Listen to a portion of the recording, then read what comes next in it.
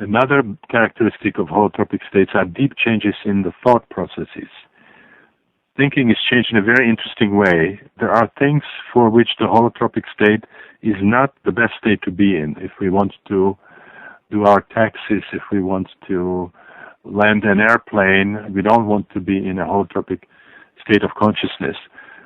On the other hand, if we are in a holotropic state of consciousness in a protected special situation, we can get extraordinary insights into our personality, into emotional problems that we have, into interpersonal problems that we have.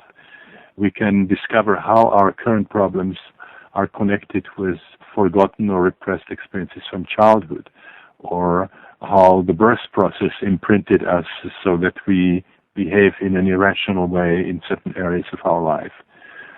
We can particularly get profound insights into spiritual dimensions of reality that normally are not available to us. So we can have experiences of psychospiritual death, rebirth, for example. We can have experiences that appear to be memories from a previous lifetime. We can have experiences of various archetypal beings or visit archetypal realms. Now, after this description of what are the holotropic states, we can briefly talk about the different triggers. How can these states be induced? A couple of years ago, we had a meeting of the International Transpersonal Association in Manaus, in the Amazonian jungle, and the title of this conference was The Technologies of the Sacred, Ancient, Aboriginal, and Modern, where we were exploring these different techniques, both experientially and theoretically. So what would belong here are, for example, techniques used by shamans or used in the Aboriginal rites of passage or healing rituals. Things like drumming, work with rattles, with sticks or some other percussion instruments, bells, gongs. Then states like fasting, sleep deprivation, sensory isolation, spending some time in the desert, in a cave, or on the top of the mountain in a vision quest. Some cultures use extreme physical pain, like, for example, the Lakota Sioux in the Native American sun dance, or the bloodletting of the Mayans, or use of laxatives and purgatives, sometimes quite extreme means. And for many cultures, this would be also psychedelic plants.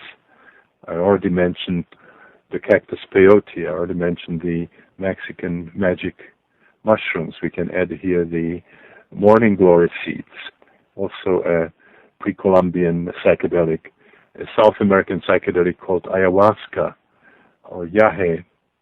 We can mention here the different preparations made of hemp and so on. Hashish, keef, marijuana, charas, bhang.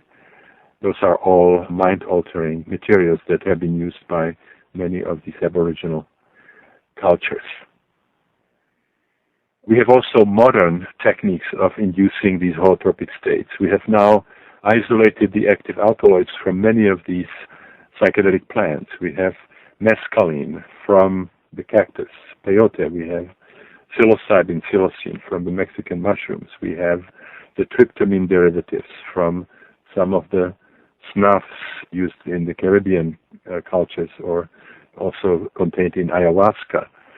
We have also a number of synthetic alkaloids which don't exist in nature, and we have one semi-synthetic alkaloid, which is LSD, where part of it is produced in nature by ergot, but part of it is added in the laboratory.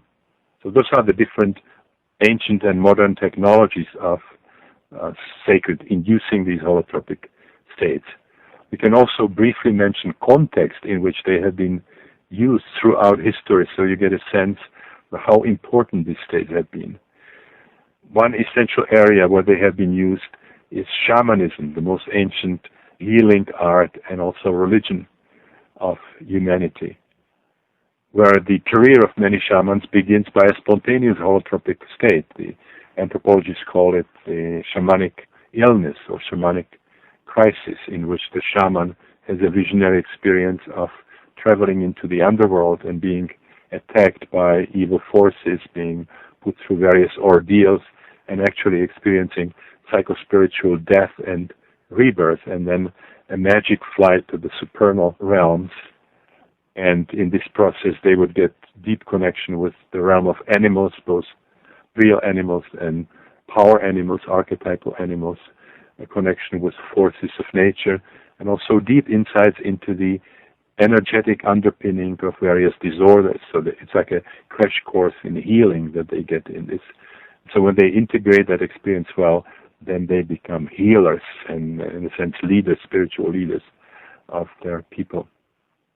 Another area where these have been used systematically is the ritual life of Aboriginal cultures, particularly the so-called rites of passage, powerful rituals enacted at the time of important biological transitions like birth of a child, circumcision, puberty, menopause, marriage, aging, and of course, dying.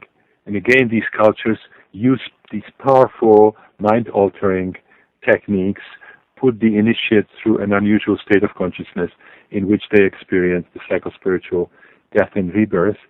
And this, in the context of the rites of passage, this is interpreted as death in the old role and birth into the new one. Like in the puberty rite, it's the boys and girls who die, and men and women are being born. And nobody would dare to treat them as children once they have been through the rite of passage. Quite different from our culture, where you can be 60 and go back to your parents and you're still the little boy or the little girl. Another important area, the ancient mysteries of death and rebirth that are based on powerful mythologies describing deities or some kind of heroic figures who underwent death and rebirth. So those are stories of Isis and Osiris in Egypt, the story of the goddess Inanna in the Sumerian culture, descending into the underworld to find the elixir of life for her dead lover. Dionysus, Attis, Adonis. Some of these mythologies are not death and rebirth, but descent into the underworld. The most famous variety is the Eleusinian variety, Eleusinian mysteries, held in Athens every 5 years for a period of almost 2,000 years. Now the question is, what were they offering here that they could keep the attention of the ancient world for a period of 2,000 years? There's an interesting book by Albert Hoffman, the discoverer of LSD, Gordon Wasson, the man who brought the Mexican magic mushrooms to Europe from Mexico, and Karl Ruck, who's a Greek scholar. They wrote a book called The Road to Eleusis, where they, after years of scholarly research, concluded that this was actually a psychedelic religion, that the key to the experiences of these mysteries was a ritual drink, which was called Kykeon, Kykeon, and they found out that this was an ergot preparation, which means it was very closely related to LSD. Now, there were many, many outstanding, prominent personalities who were initiated in these death rebirth mysteries. Plato and Aristotle were initiates and wrote about these mysteries. Cicero, the Roman statesman and philosopher, Pindaros, the poet, Euripides, the playwright, Alcibiades, the military leader. Now, this had to have an incredible impact on Greek cultural life, every 5 years conducting the mysteries. What I didn't mention, what I found out during my visit in Eleusis, or Alephsis as the Greeks pronounce it, was the number of initiates. There's a gigantic hall which is now in ruins called the Telestrion where this was happening, and the number of people who were initiated every 5 years was over 3,000 people. So if you take 3,000 people from a relatively small world, which the world was at that time, and some of those people would be in the category of Plato and Aristotle, I mean, you have certainly done something to the cultural life of that time. So this is a chapter in Greek history, and we can say also in the cultural history of Europe, because we see Greece as a kind of a cradle of the European civilization that has been vastly underestimated.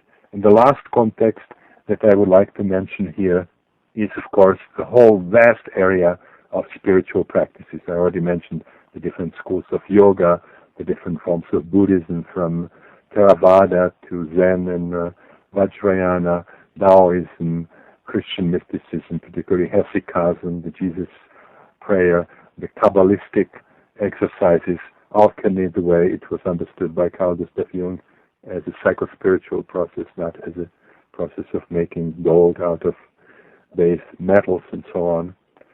So again, it's an enormously vast domain in which these different spiritual systems developed mind-altering technologies of the sacred, inducing these holotropic states. So there's no way of understanding the ritual and spiritual history of humanity without really knowing something about non-ordinary states, because that is the source of religion, visionary transpersonal experiences of the founders of the religion, of the saints, of the prophets.